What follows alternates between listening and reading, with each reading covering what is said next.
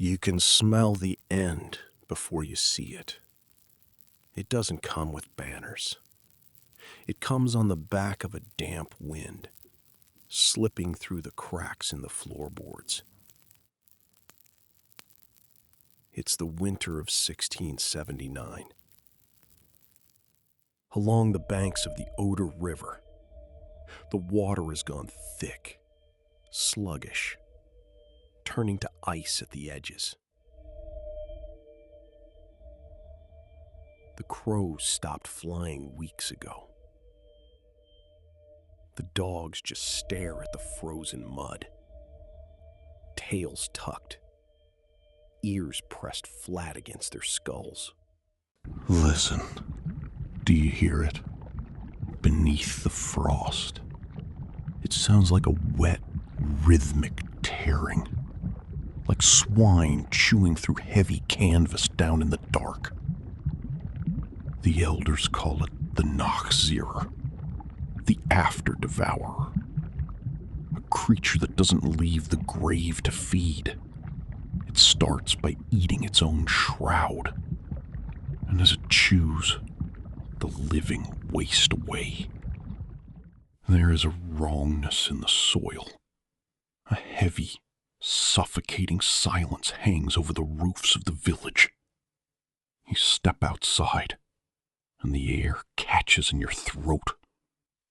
It tastes of fermenting plums, sweet, choking. But beneath that sweetness, there is a sharp, cold sting of damp quicklime bleeding through the clay. In the parish of St. Nikolai, foggy, cold, and desolate, the ground is crowded.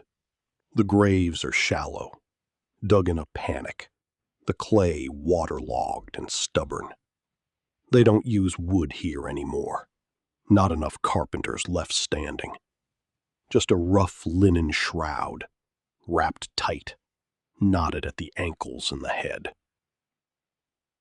The old folks in the borderlands have a name for what's waking up under the frost. They don't call it a vampire. A vampire is a vanity. A vampire has the strength to lift a coffin lid, to walk the roads, to look you in the eye. No, this thing is lazier, more malicious. It stays in the dark. It sits in the anaerobic muck, deep in the heavy clay where the oxygen cannot go. It doesn't hunt by footsteps. It hunts by mouth. And it never needs to surface.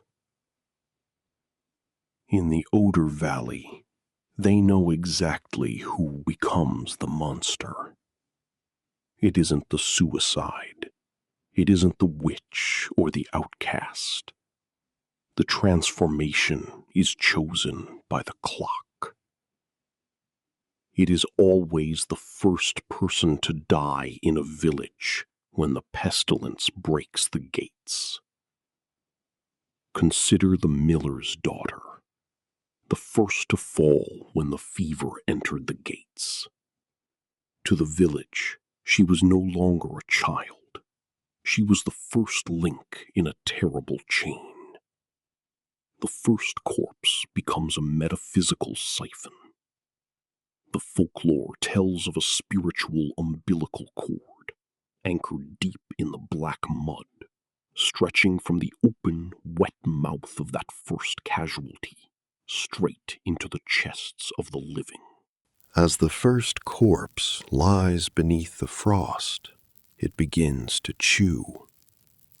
It draws its own linen winding sheet into its jaws, tearing at the stiffened, blackened cloth. And with every rhythmic rip of the canvas, a relative in the village loses their breath. With every wet smack of its rigid gums, a neighbor's lungs turn to water. The village begins to keep time with it. They call it the White Death. The victims grow pale, lethargic, shivering by the hearth as their muscle mass vanishes into nothing.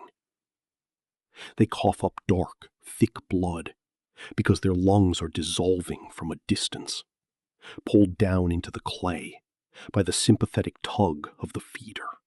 The learned men in Leipzig, the theologians like Philip Rohr, they wrote books about it. De masticatione mortuorum.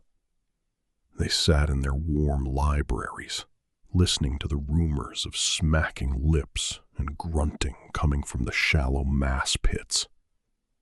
Rohr didn't deny it. He didn't think it was an old wives' tale.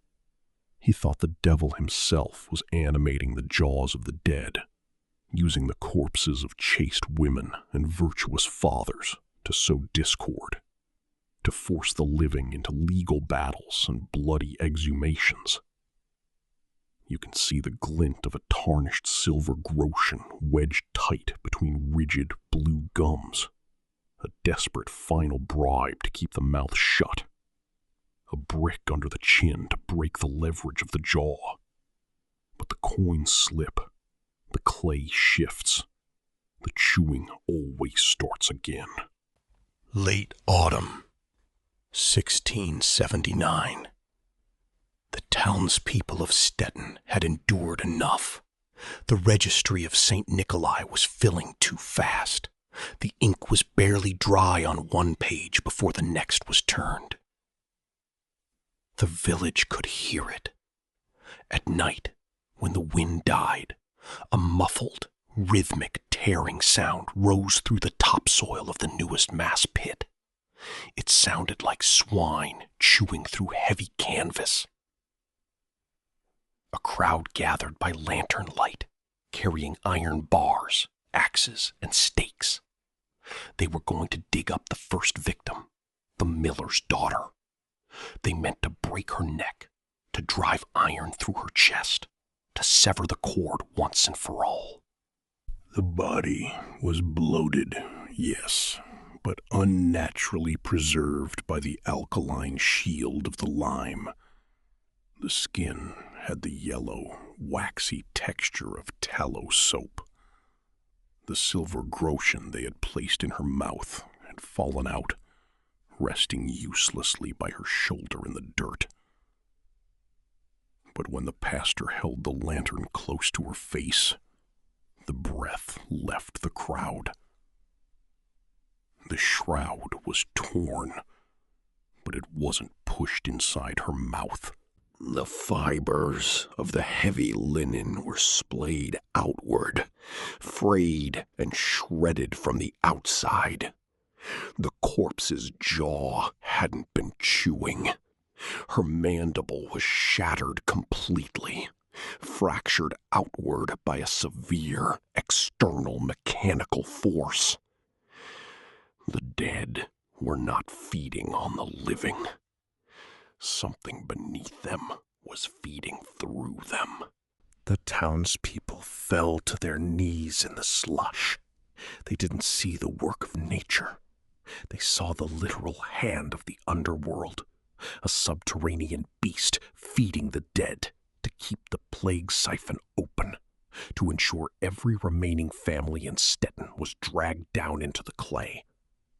The hysteria didn't stop there. It spread like wildfire down the river, leading to the frantic, bloody desecration of every fresh grave from there to the Silesian border. Years later, the rationalists would come with their lanterns of logic. Men like Ramft would argue that it was only the pressure of putrefactive gases forcing dark, blood-stained fluids from the mouth, making the linen rot and sink into the throat as the jaw muscles relaxed. They would say the sounds were just gas escaping a fluid-choked throat. They would say the broken jaws in Stettin were just the work of graveyard rats, tunneling through the loose earth to reach the soft tissues of the face, chewing from the outside, fracturing the fragile joints in the dark. They call it science. Forensic taphonomy. I tell you, it's only gas and pressure. That the dead are empty. But empty things don't make that sound. Next time you find yourself near an old, riverine churchyard when the ground is frozen hard as iron, close your eyes. Listen closely to the topsoil. If you hear a wet, rhythmic tearing beneath your boots, don't look for rats. Do not wait to see who in your house starts to fade. Just start walking. Pray you weren't the first.